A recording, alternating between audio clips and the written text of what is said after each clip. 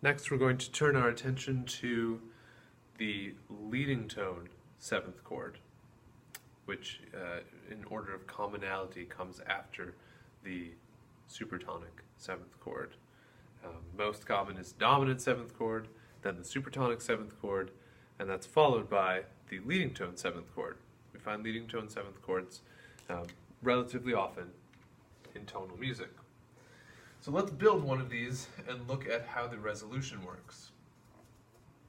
In the key of C major, we want a leading tone seventh chord, and I'm actually going to put it in root position with the seventh. The pitches in this chord should be B, D, F, and A. It's rooted on the leading tone. The leading tone in C major is a B natural. Create our stack of thirds. There are the four pitches. We can put this on the staff, like so.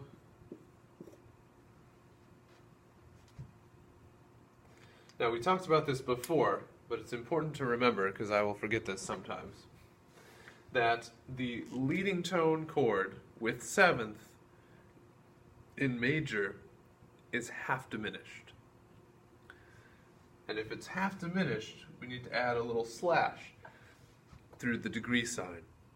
If we leave the degree sign unslashed, it's fully diminished, which is not the case here. So how do we deal with the resolution of a leading tone seventh chord? Well, we go back to what we know already. We have to find the tendency tones, and we know that diatonic seventh chords tend to function the same way the diatonic triad of the same name functions. So a leading tone triad would tend to resolve to 1. It's got a dominant function. Likewise, a leading tone seventh chord will also resolve to 1. That's what we're expecting. Now let's talk about those tendency tones. The seventh of the chord is a tendency tone. We know that already. The seventh of the chord is going to resolve downward. The leading tone, which we can assume is there because the chord is called a leading tone seventh chord, the leading tone is also a tendency tone. That would tend to resolve upward. In this chord, we actually get a third tendency tone. And you may not notice it right away, but the fifth of the chord forms a diminished fifth with the root of the chord. And a diminished fifth is a tendency interval. The diminished fifth has the tendency to resolve inward to a third.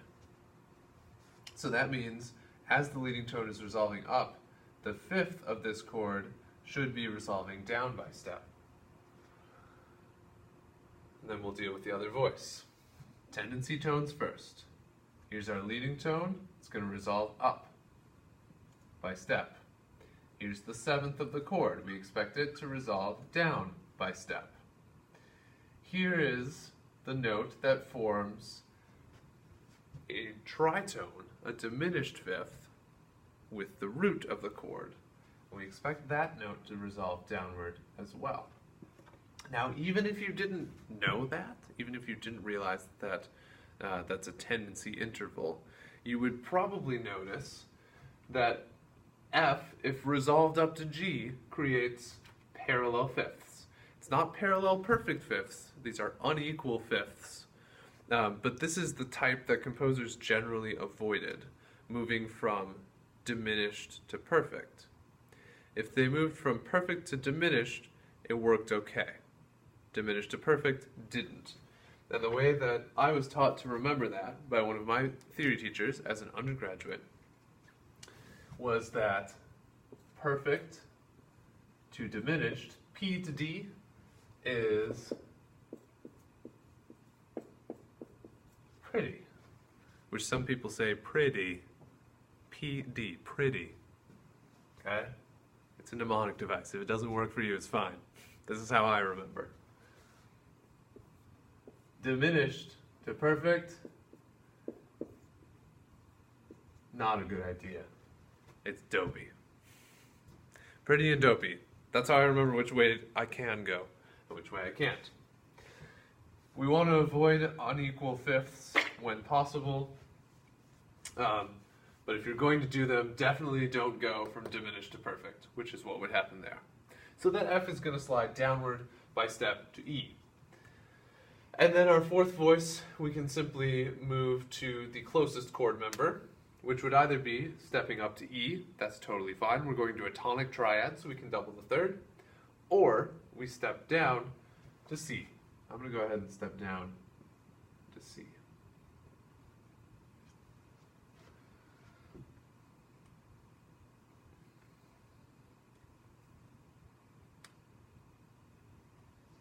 That sounds like this.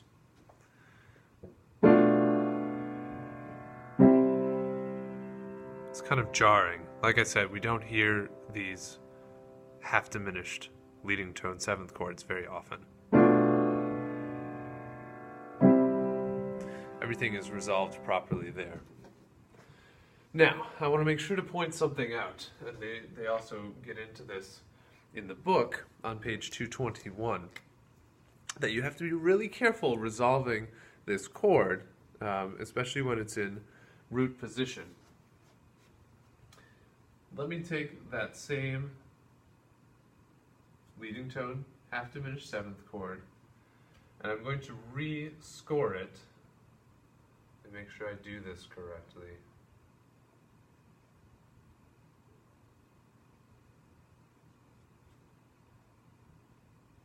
Is that what I want? I think that's what I want. I'm going to flip the soprano and tenor around. Now, if I follow the exact same principles that I just described here, the leading tone is still going to go up by step. The seventh of the chord is here in the soprano now. That seventh is going to move down by step. The other tendency tone, which I sometimes refer to as the implied seventh, because that interval is the same interval that we have in a dominant seventh chord. And in a dominant seventh chord in C major, F is the seventh of the dominant seventh chord. So this sound, that sounds like the seventh of a dominant seventh chord to me. So the implied seventh is also going to move downward. Or you can think of this as a diminished fifth needing to resolve inward to a major third. Now remember, before that D could go either up to E or down to C. But look what happens if we do the exact same resolution here. What do we have? Between soprano and alto, we have parallel fifths. Same resolution. Before, between alto and tenor, it's those pitches, but they were parallel fourths, which composers were less concerned about. Now we have parallel fifths, and it's parallel fifths between the soprano and alto, so it's going to be really obvious. Okay? So this is a case where we don't have a choice with that other voice. We need to resolve that other voice upward, like this. And what you end up with is, and this will happen commonly, when you have a leading tone seventh chord in major, if you resolve it, you will often end up with a tonic that has a root, 2/3, and a fifth. Now, let's glance quick at what happens in the minor mode. We'll leave the same key signature. So now, instead of C major, we are in the key of A minor. And in the key of A minor, the leading tone is G sharp. G sharp, B, D, and F. If you remember back to chord qualities, we talked about how this chord is fully diminished. So it's going to get, in the key of A minor, it's going to get a full circle. Not a circle with a slash, which is like a half circle, thus implying half diminished. It's not half diminished, it's fully diminished, so it gets the full circle there. Fully diminished leading tone 7th chord in the minor mode. Let's check out the resolution here. We've got to score it in 4 voices first. We'll go ahead and put it in root position for now. Let's put the B up here in the tenor, F in the alto, and D in the soprano. So we'll check and make sure I have all my voices. Yep, we're good. So now we need to find tendency tones. There's a leading tone, hence the name. There's a leading tone, we expect it to resolve up. There's a 7th of the chord, right there. We expect it to resolve down. There's the note that forms a diminished 5th. Okay, here's a diminished 5th with the root. The 5th of the chord forms a diminished 5th with the root. So that diminished 5th needs to resolve inward. That's G sharp and D. So the D also needs to resolve down by step. I guess I need to put the actual pitches, not just arrows. Okay?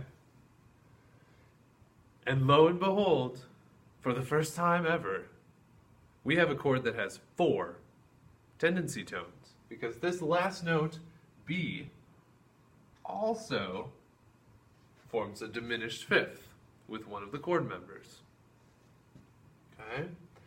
So here it's spelled, it's spelled as a diminished 5th again. So this B, this diminished 5th, we expect to resolve inward to a 3rd.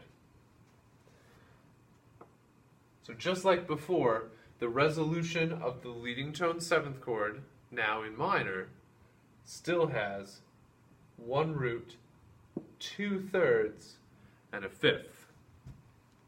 Because we don't really have any options. All 4 of the pitches are tendency tones.